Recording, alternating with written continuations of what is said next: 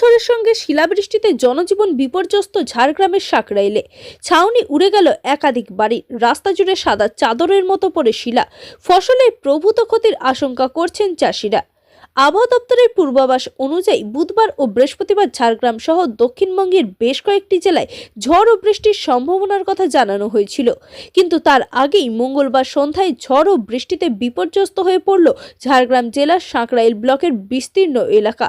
জেলা প্রশাসন সূত্রে জানা গেছে, বিকেল থেকেই ঝাড়গ্রামের আকাশ ছিল মেঘলা। সন্ধ্যা নামার সঙ্গে সঙ্গে আকাশ অন্ধকারে ঢেকে যায় কালো মেঘে। শুরু হয় প্রবল ঝড় ও শিলাবৃষ্টি। ঝাড়গ্রামের সাঁকরাইল ব্লকের বনপুরা, রোহিণী, ডাহি, নেগুড়িয়া এলাকায় ঝড়ের দাপটে বেশ কয়েকটি বাড়ি ক্ষতিগ্রস্ত হয়। বনপুরা এলাকায় ভেঙে পড়ে একটি বাড়ি, বরাজ্জোরে রক্ষা পান পরিবারের সদস্যরা। এছাড়াও বিস্তীর্ণ এলাকায় জমির ফসলে প্রভূত ক্ষতির আশঙ্কা করছেন কৃষকেরা। এছাড়াও বৈদ্যুতিক তারের ওপর গাছ ও গাছের ডাল ভেঙে পড়ায় তার ছিঁড়ে বিদ্যুৎ বিচ্ছিন্ন হয়ে পড়ে একাধিক এলাকায়। পরিস্থিতি স্বাভাবিক করতে যুদ্ধকালীন তৎপরতায় কাজ করছে জেলা বিপর্যয় ব্যবস্থাপন দপ্তর ও বিদ্যুৎ দপ্তরের কর্মীরা। বিভিন্ন এলাকায় গাছের ডাল রাস্তার উপর ভেঙে পড়েছে। গাছের ডাল বিদ্যুৎ লাইনের ওপর পড়ায় গোটা এলাকা বিদ্যুৎ বিচ্ছিন্ন অবস্থায় রয়েছে।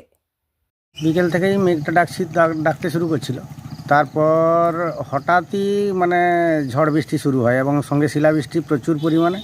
বিশেষ করে ডাহি টু নেগুড়িয়া এই এলাকাটায় এত পরিমাণে শিলাবৃষ্টিটা হয়েছে এবং ঝড়টা হয়েছে যে একটা বাড়ি ভেঙে গেছে। বাড়ির ভিতরে যে লোকজনগুলো ছিল সেই লোকজনগুলোর মধ্যে অন্তত 3 জনের মধ্যে একটু হেলে পড়তেই তারা বেরিয়ে গেছে এবং একজন অজ্ঞান হয়ে গেছিলো, তাকে জল টল দিয়ে সাষ্টম করা হয়েছে। আর বাকি ওই এলাকাটায় প্রচুর গাছপালাও ভেঙেছে। এটা বনপুরা গ্রামের ঘটনা।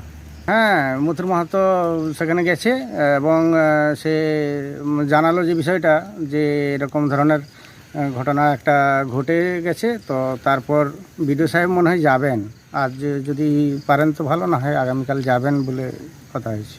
মথুর মাহাতো তৃণমূলের অঞ্চল সভাপতি, 4 নম্বর অঞ্চল সভাপতি। ব্লকের মোটামুটি পুরো সাঁকরাইল ব্লকেই এরকম ক্ষয়ক্ষতি হয়েছে কোথাও না কোথাও। সমস্ত খবর পাওয়া যায়নি, একটু একটু করে খবরগুলো আসছে আর কি।